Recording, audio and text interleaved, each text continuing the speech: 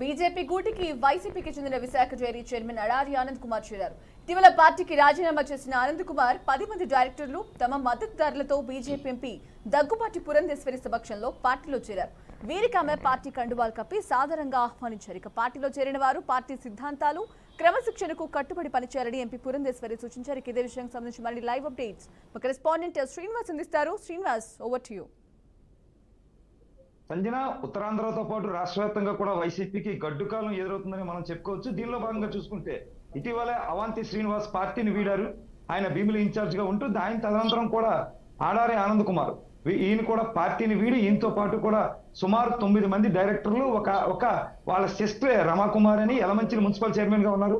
ఆ municipal chairperson తో పాటు మొత్తం 10 మంది ప్లస్ ఈయన కూడా పార్టీని వీడి పూర్తిగా కూడా ఆయన రాజమండ్రిలో పురంధేశ్వరి అధ్యక్షతలు, అంటే ఎవరైతే బీజేపీ అధ్యక్షులు ఉన్నారో పురంధేశ్వరి నేతృత్వంలో ఆయన పార్టీలో చేరడం జరిగింది. పురంధేశ్వరి కూడా కండువా కప్పి క్రమశిక్షణతో క్రమశిక్షణతో పార్టీలో విధేయతగా మెలగాలని కూడా కొన్ని సూచనలు చేస్తూ కూడా పార్టీలోకి ఆహ్వానించడం జరిగింది. ప్రధానంగా వీళ్ళ తాలూకా లైఫ్ హిస్టరీ ఒకసారి చూసుకుంటే, కుటుంబ నేపథ్యం చూసుకుంటే, విశాఖ డైరీ చైర్మన్ ఎవరైతే ఆడారి ఆనంద్ కుమార్ వాళ్ళ ఫాదర్ దివంగత ఆడారి తులసిరావు గడిచిన 3 దశాబ్దాల పైగా తులసిరావు చైర్మన్ గా ఉంటూ కూడా టీడీపీలో క్రియాశీలక నేతగా ఉంటూ ఉత్తరాంధ్రలో టీడీపీ ప్రతిసారి గెలుపుకి ప్రతి ఎన్నికల్లో దోహదపడడం, స్థానిక ఎన్నికల్లో దోహదపడడం చేస్తూ ఉండేవారు.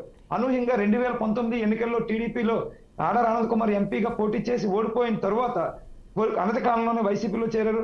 వైసీపీలో అంటే ప్రభుత్వం మారినప్పుడు తప్పని పరిస్థితుల్లో ఆయన ప్రభుత్వం మారినప్పుడు ఆయన కూడా పార్టీ మారాల్సి వచ్చింది. దానికి అనేక కారణాలు సమీక్షలు ఉన్నాయి. అయితే తర్వాత ఆయన పశ్చిమ ఇన్ఛార్జ్ గా కూడా విశాఖ వెస్ట్ ఇన్ఛార్జ్ గా పనిచేశారు. ఇన్ఛార్జ్ గా పనిచేసిన అతనికి జగన్మోహన్ రెడ్డి టికెట్ కూడా కేటాయించారు. టికెట్ కేటాయిస్తే ఆయన ఓడిపోవడం జరిగింది. ఓడిపోయిన తర్వాత ఆయన మీద పూర్తిగా కూడా ఏదైతే కూటమి ప్రభుత్వంలో ఉన్న వాళ్ళు ఆయన తీసుకోవద్దని చెప్పి ఇటు జనసేన వాళ్ళు కావచ్చు, డైరెక్ట్ గా సాక్షాత్తు కూడా ఎవరైతే స్పీకర్ ఉన్నారు అయ్యన్న పాత్రుడు అయితే బహిరంగానే చెప్తా ఉన్నారు ఎవరిని కూడా వైసీపీ వాళ్ళు ఎవరిని తీసుకోవద్దని. ఆయన ప్రెస్ మీట్ ఒక వీడియో రిలీజ్ చేసి ప్రెస్ కి చెప్పారు. అలాగే అసెంబ్లీలో చర్చ జరిగినప్పుడు ఒక హౌస్ కమిటీ వేశారు.